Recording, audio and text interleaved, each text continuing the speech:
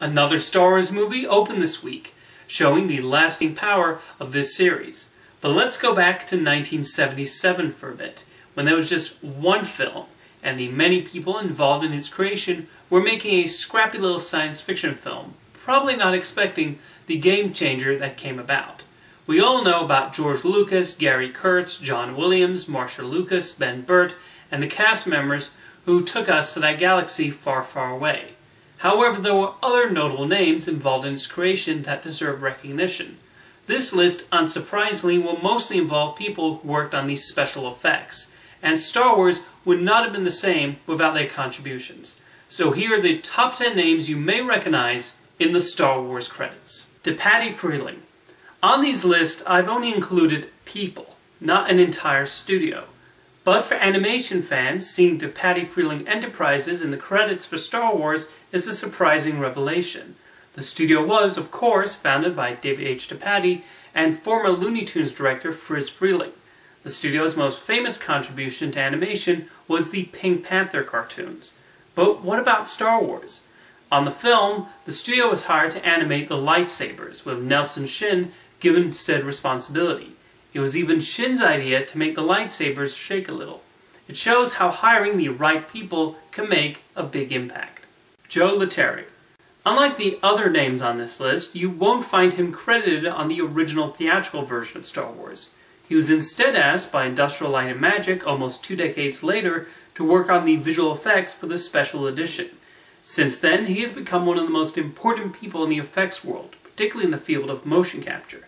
He started working at Weta Digital, helping bring Gollum to life in The Lord of the Rings: The Two Towers, and since then was the supervisor on King Kong, The Adventures of Tintin, and the Planet of the Apes prequel trilogy.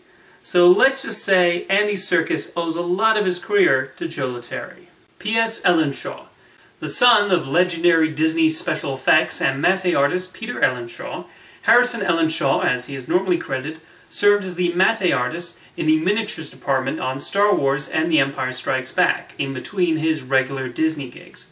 After years of being a matte artist, he then served as a visual effects supervisor on the likes of Tron, the Captain Neo attraction at Epcot and Disneyland, Honey, I Blew Up the Kid, and even episodes of Xena, Warrior Princess.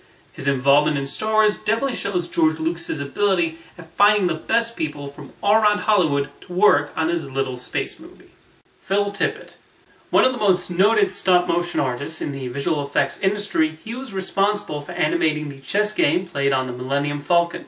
He later helped bring the AT-ATs and Tauntauns to life in the Hoth sequence in The Empire Strikes Back, and then supervised the various creatures in Return of the Jedi. Many years later, Tippett returned to the world of Star Wars by revisiting the aforementioned chess game in a quick gag in The Force Awakens. His other notable contributions to visual effects include the titular deadly fish in Piranha, the ED-209 robot in RoboCop, the bugs in Starship Troopers, and he supervised the initial stop-motion dinosaur effects for Jurassic Park, before Spielberg decided to go digital. Ian Malcolm's famous retort, "Don't you mean extinct?" even came from Tippett. That's not even getting into the many visual effects work done by his company. Phil Tippett is undoubtedly one of the unsung heroes of modern special effects. Joe Johnston. Nowadays, Joe Johnston is primarily known as a director of lively popcorn entertainment like Honey, I Shrunk the Kids, The Rocketeer, Jumanji, and Captain America: The First Avenger. But he started his career as an illustrator and designer on Star Wars, and from there he would subsequently work on the special effects on the rest of the trilogy and on Raiders of the Lost Ark. He then served as a production designer on the Ewok Adventure movies, was a second unit director on Batteries Not Included, and many years later briefly returned to character design with The Iron Giant. Currently, Joe Johnston is getting ready to direct an adaptation of the Chronicles of Narnia book, The Silver Chair. But looking at his past accomplishments, it's little surprise Johnston was seriously considered when Lucasfilm began looking for a new director on Solo: A Star Wars Story.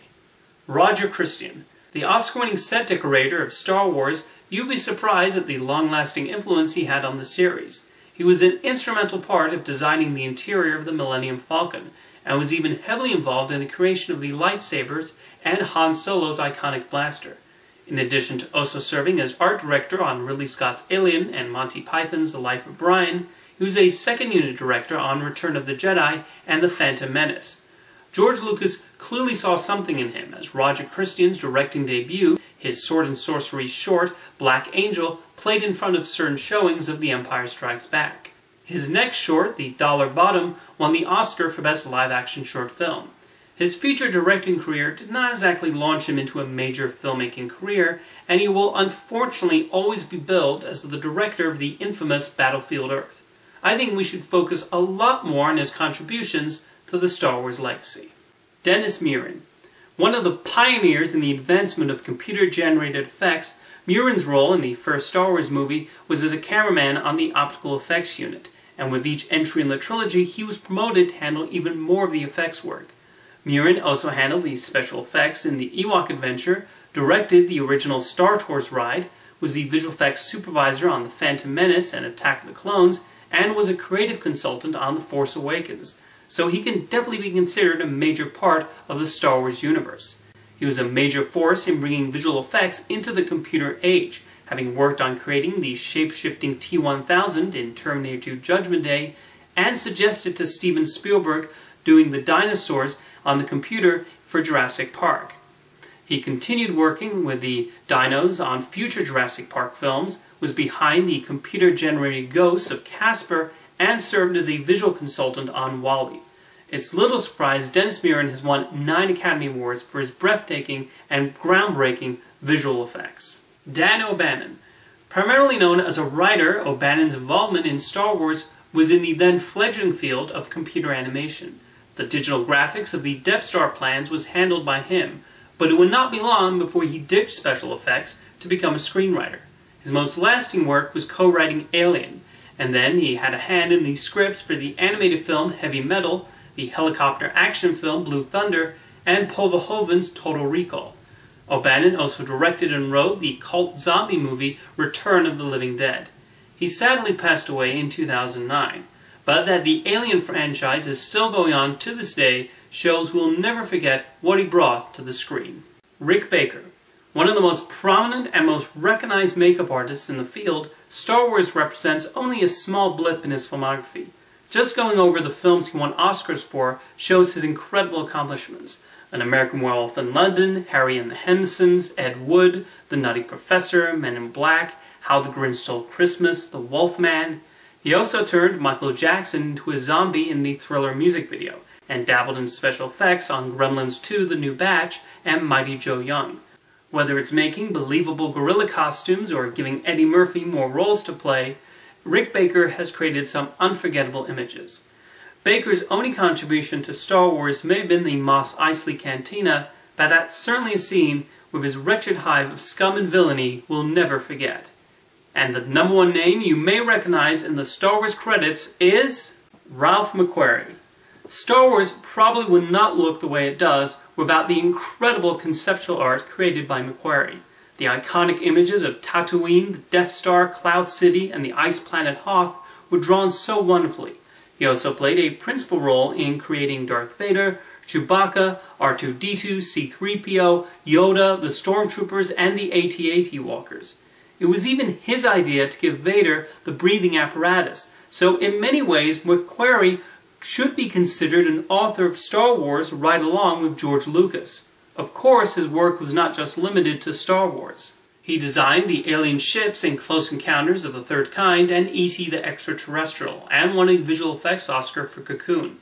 For a brief period, he also worked on a Star Trek television series that never came to be. But the makers of the new series, Star Trek Discovery, used his USS Enterprise designs as inspiration for their ship.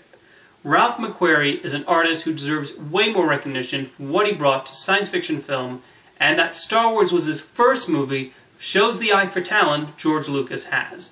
Definitely important to remember when you see Solo, a Star Wars story this week. See you next time.